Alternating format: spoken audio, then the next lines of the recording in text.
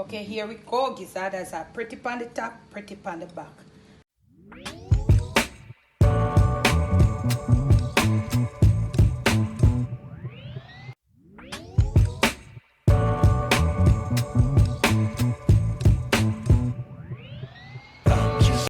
On today's episode of the Jamaican Cooking Journey, I will share with you yet another time in about probably a 4-year or 5-year break how to make Jamaican gizzadas, otherwise called pinch me round.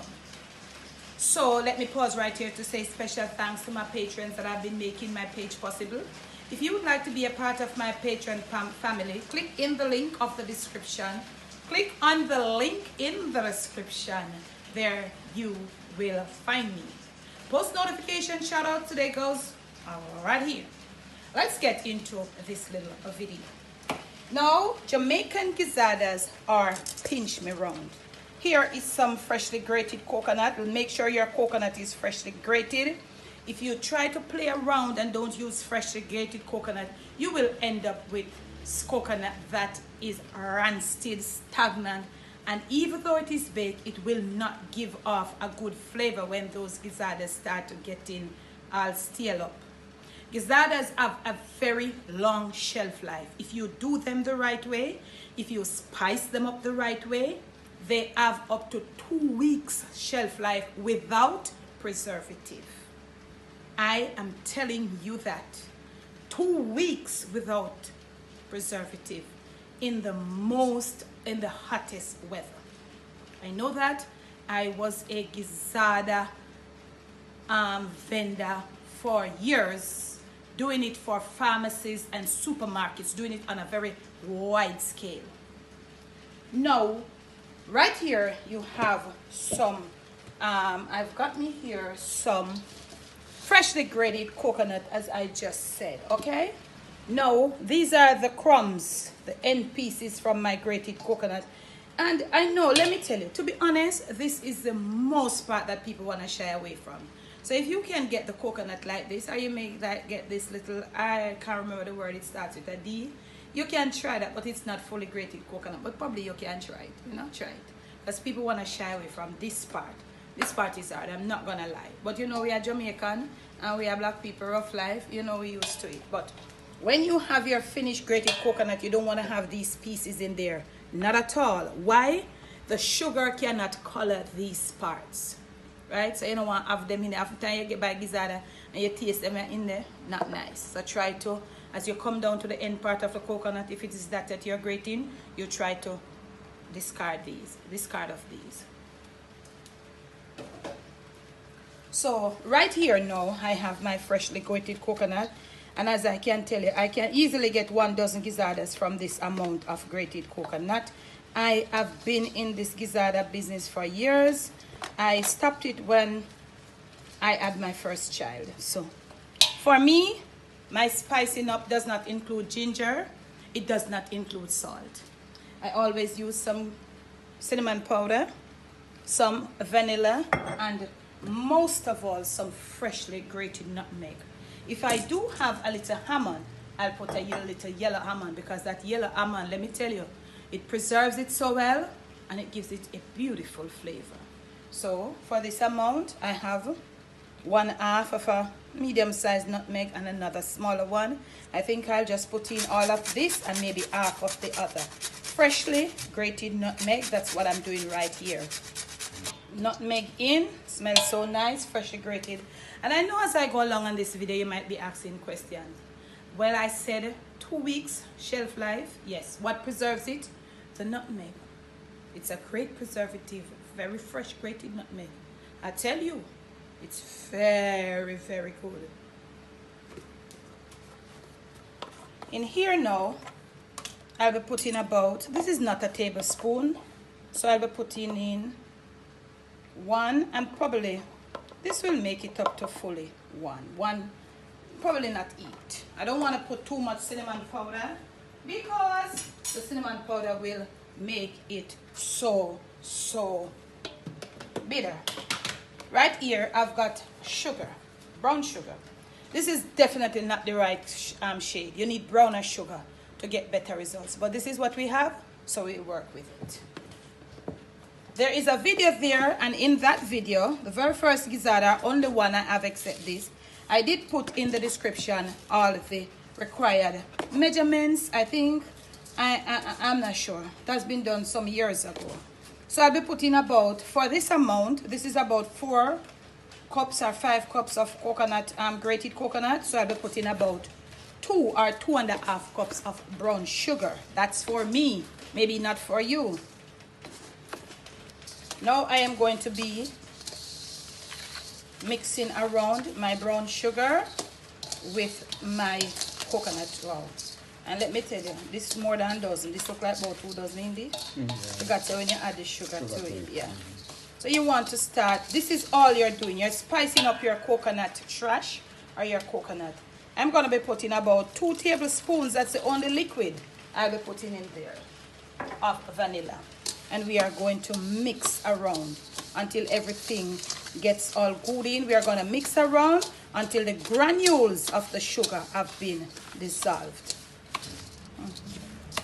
So the sugar is being dissolved, the coconut trash, or the coconut, the grated coconut, let me say, for the tutorial, is being taken over with the sugar and the spices. You see these little parts of white coconut trash? You don't want to see none. So as you go along, in case you have missed any of those hard parts at the end, you will, and you see it pop up, you will know, you remove it. So you want to mix this thing, yes, until you have, you see that? You're not hearing any harsh granules because the softness of the coconut. Remember, you grate the coconut. When you grate the coconut, make sure no liquid is in there. The only liquid I have in there is the vanilla, or if you're using the yellow almond. And the reason I'm doing this tutorial is because I'm craving Gizzardas. I'm not gonna be eating all of this. I'm gonna be giving away some. But because I used to do it in on such a wide scale, my aunt not there for me to make small amounts. So look here, request here, let me see if I can send it over after the video.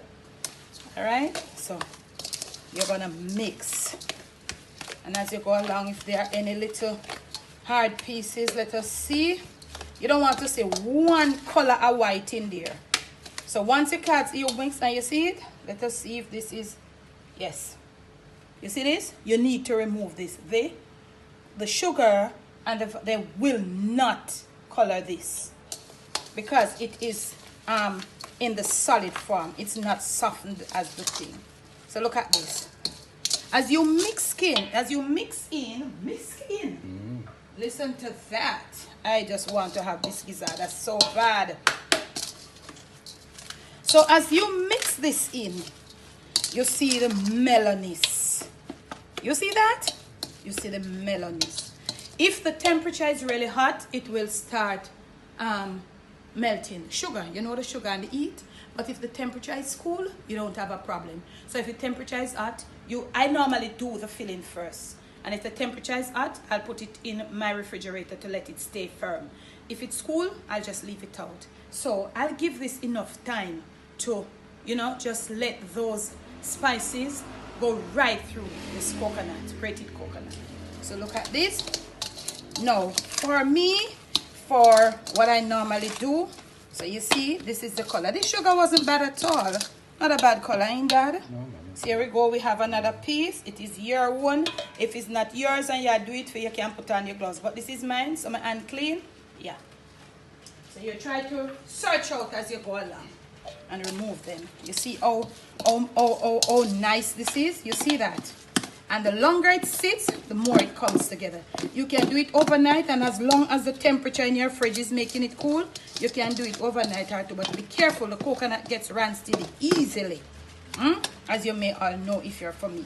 So you see me use a big pan here, I me use them big old bowl. You have to mix it and pudding pan in. So this is it. Let's set this aside. Go wash my hands and I return. We are going to be working on the pastry next. So here we go with the pastry. Don't mind what is happening. I'm recording and the rain is coming down and I'm feeling so happy, so elated, so glad. It's gonna cool down the place. I hope it comes down real good. So I'm gonna try to speak as loud as I can. I know my mouth loud. So for the pastry, you need half fat to flour. So in other words, if you're using 1 pound of flour, you use 8 ounces of butter, or it mostly be this sort of butter. If you're using 2 pounds, if you're using 1.5 pounds, it is the proportion to for the fat to the flour is half fat to flour. No salt for me. I'm using salted butter. Okay. So ice cold water, a rolling pin, and a little extra flour for your rolling surface. So what I'm going to be doing, I'm going to be using my pastry blender. If you don't have no pastry blender, nothing wrong, you use your hand. Back in the days when I was doing it, I never have no pastry blender. I never didn't know any pastry blender. But if you have this, why not use it?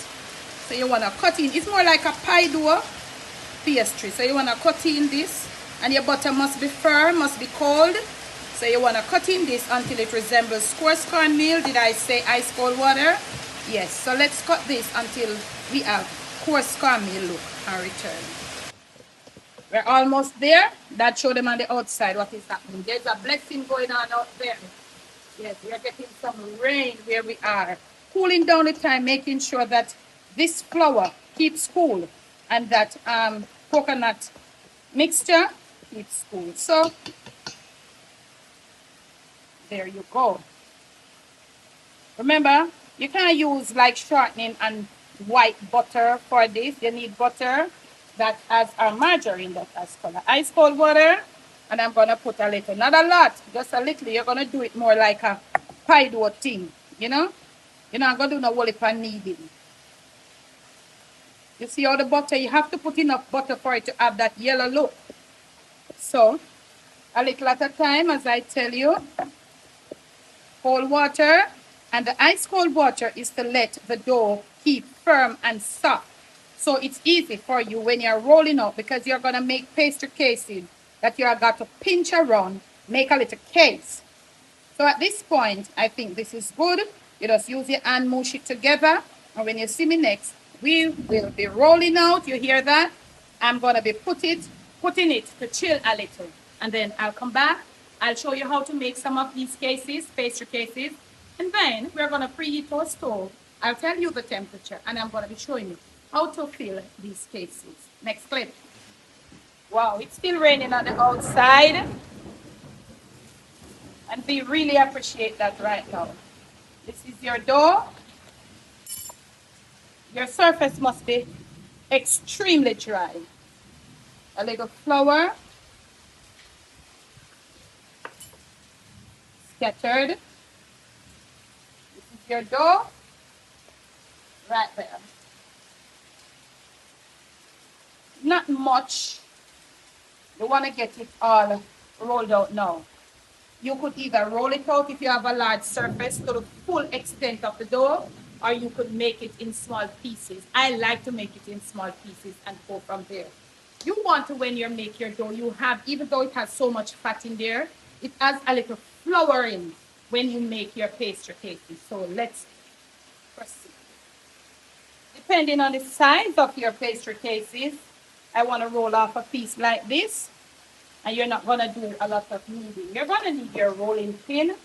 Make sure your surface always floured so you can glide along with your dough with that amount of butter or amount of fat in your dough. Yeah. You don't want it to be sticking. Yeah. So it's up to you how much you want it. You maybe want to trim. Do a little trimming at your edges. Like make things big, you know that. So if you have your cutter, go ahead. I'm gonna use my knife to trim. I'm gonna be checking on my size right now. I have something to cut, but I honestly can't really find it. So this here's your pastry case here. You want to have it that you can work with it. Now it is the time for pinch me round. Make sure your hands are floured. You don't want it too thick. You want to start. This is my method. You might try something else. And this is how we like a fluting of like you're making your pie. So that get right in from this to them. I use my index finger because I'm right-handed from my left hand, and I put it here. I put my thumb and my other index finger. You hand it, Dad? And I make my first pinch, and it stays there. I give myself another little space because I'm not using any machine, so I try to be very accurate. I do this. I do this. I also like to rotate because I've done it on such a wide scale that I can rotate with both hands. You might not can do that as you know, but as you go along, you want to pinch deep, pinch. You want to pinch, pinch. If you pinch and it doesn't hold, you pinch again. And you want to pinch right there. Now, your tray must be properly greased and in close proximity to you. I like to put one. You see this? It's firm. So you put it right there. There's no baking soda in there, so it will not rise. It now go get no bigger. So you put your very first one right there, and I'm going to do another one and show you, and then I'll return. So this says 1. It seems as if so you want to make your paste, your cases firm. So when you put it down, if you need to move it and do a little adjustment, you can easily do it. The cooler the weather, the colder the dough, better it is for you. So I'm going to do that. You don't have to prick the bottom either. You don't. There is no raising agent in there. You don't have to prick the bottom. You're going to be putting this coconut mixture in there with the sugar, and it will leak. So I'm going to do another one for you and show you how I get mine in a tray. Make sure your tray is flat. That's another plus. If your tray too deep, it will take forever to bake. Next clip. Not wasting my dough at all, and you need your dough to have this exact yellow color when it bakes. You'll see this. I'm not wasting, so the part that I break off, I'm gonna put it. I'm gonna form it into like a little ball, and I'll flatten. Make sure I have enough right here. You flat it out, easy like that, as I told you. So like this, and then you have your rolling pin to do the rest. You do that. And as I said, the size is up to you, up to the tin that you're using, and all of that. It's up to you. So you want to do it from side to side, because this dough must be firm. If the dough is getting, the one that you make, and the temperature is too high, and each time you make, you can have it in your cooler. So I'm going to go around and take off another piece, because I'm working with size, and you might not be definitely accurate because you don't have the cutter, but try your best. I make some gizzardas for your family eat, you know. So if them not come out accurate, because you don't have the cutter. If you have the cutter, it will be more accurate. Because this one look like it will be a little smaller. So this is it. Yeah.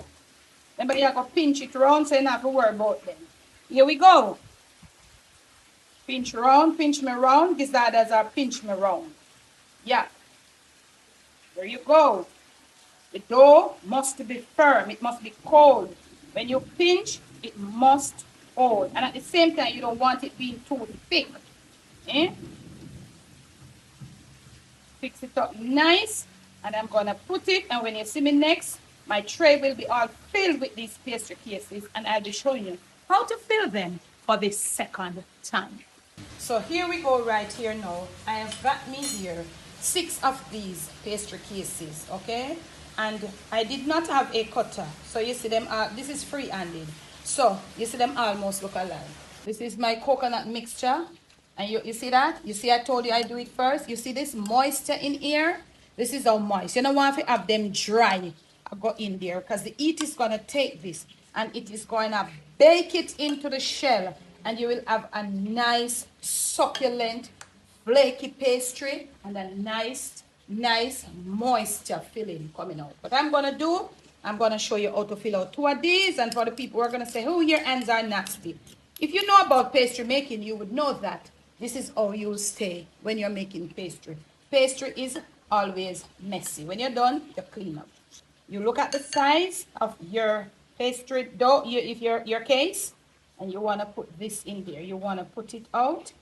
And you want to gently take your time and fill it out to the sides. If any are dropped down, like it weak or the time get hot, you can just use your hand to put it up back. So you want to put it right in there, gently put it out to the corners. If you don't put it out to the corners and fill it up properly, you're going to have a gap in them. You get what I'm saying? And you don't press it down either. You have to fill out the edges, you know? So you put it like this. Make sure the first thing you do, you get it round into all the edges. When you're doing this, getting it round into all the edges, you're helping the cases to stay firm while they bake. And then pinch me round part, roll up stiff and strong. I'm going to show you how to do one or maybe two, and then I'll come back. I'm going to take a little time, spend a little time right here. If you want to use a little, you can use 2 spoons. If you want to use a little extra, and you just make sure, if them, as I say, if they're falling apart because of the weight of the mixture, and you just hold them like this, fit it to the right in. Do not press down. You don't want it to be pressing down. You want it to have a sort of picked up presentation when it's finished, because you're gonna bake it until all the top there come a little brown. You're gonna let the heat stay on it until it's baked and have a little brown there at the top to hold it together. So continue and look as I fill another case for you. Look at the size of your case. Put down this first. Try not to get any inside here. You use your tray.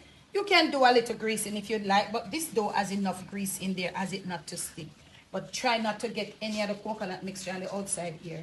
Try to be very accurate. If it should happen, try to get it up, because it's gonna burn, it's gonna make a ugly look and all of that. Sometimes it bakes and you can get it off, but try your best. Try to be accurate. Just take your time. You know, enough light I go catch. Gizzada making is not about quick, because you're not going to catch enough light. Because they're not no gizzada flight. So there you go. The second one. Look at it. This is what will keep the case holding up. You pinch it to give it. It's pinch me round, you know. So if you have to get a little extra pinch, you do it. That's what I say. So the thing's set. Okay? Try to make it have that little ruffled look at the top. Yes. So I'm going to go now and finish the others. I've preheated my oven at 175 Celsius. If you're on that, if you're at Fahrenheit, you go 350, 380. Okay? No, I've preheated at 180 Celsius. So if you're using Fahrenheit, if you are using an electric stove, I suppose you go 400, because those ovens, I think they move a little slower. I catch you when these are over. All ready to go, fam. 380 Fahrenheit for about 25 to 30 minutes. Halfway between, rotate your tray, meaning spin your tray right around. That's what it means. If you put it long way, if you put it short way, rotate it. I'll catch you when they are ready. Homemade gizzardas, they are ready. Every gizzard is supposed to be homemade. You see that little thing on the top, the brownies and all of something? Them hot like any 9-day love. We have got a little leakage, that's normal, but doesn't matter. You see them?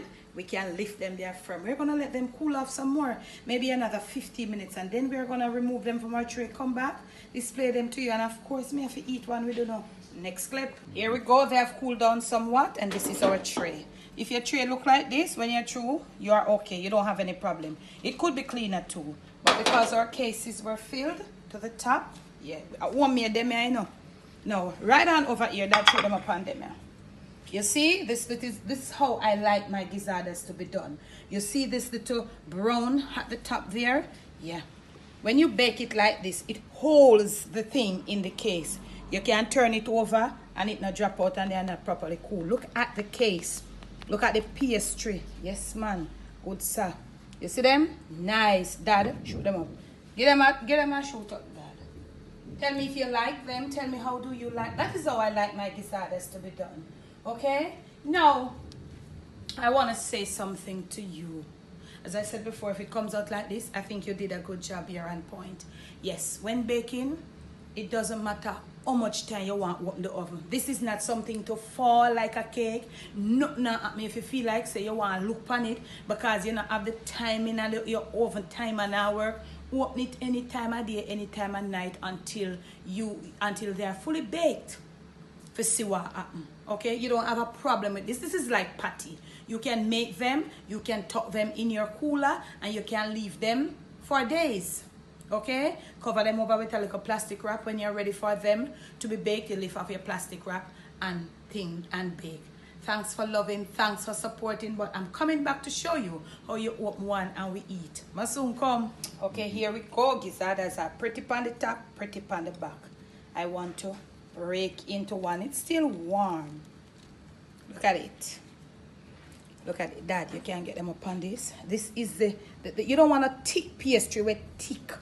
You just want this nice, flaky piece of pastry. You put enough sugar to hold it. Let it bake at the top and let it have the little crispiness. It holds it down in there. Look on this. Lord have mercy. Papa Jesus. If you like gizzada, comment below. Jaja, Gigi, oh my word. I know you're gonna jewel. Hey. You hear the crunch from the pastry? Papa Jesus. I'm gonna eat and come back. My son come. Look here. This is one work where they be down a yarn. I can't lose that one here. Dad say something. Yeah, say something. I can't lose gizzada work. Any day I will go up with anybody in a gizzada competition. Let me tell you. I can't lose. I lose every other cooking and baking, but I can't lose this. Thanks for supporting. Thanks for the love. I hope you will watch this video and you will get to help yourself to make a little gizzadas. Remember now, be very careful. If you are diabetic, no trouble them. Even if you are not diabetic, go low. Make sure you know your limit. Thanks for the love. Thanks for the support. Leave me a comment below. Talk to me about them gizzada, you know. I know some people mouth are drooling now. But this is how I like my gizzadas. Remember I told you, if the time is cool, 2 to 3 weeks by your countertop, wrap them in a plastic wrap, them now dry out. Once you do it like this, I'll catch you again with another video.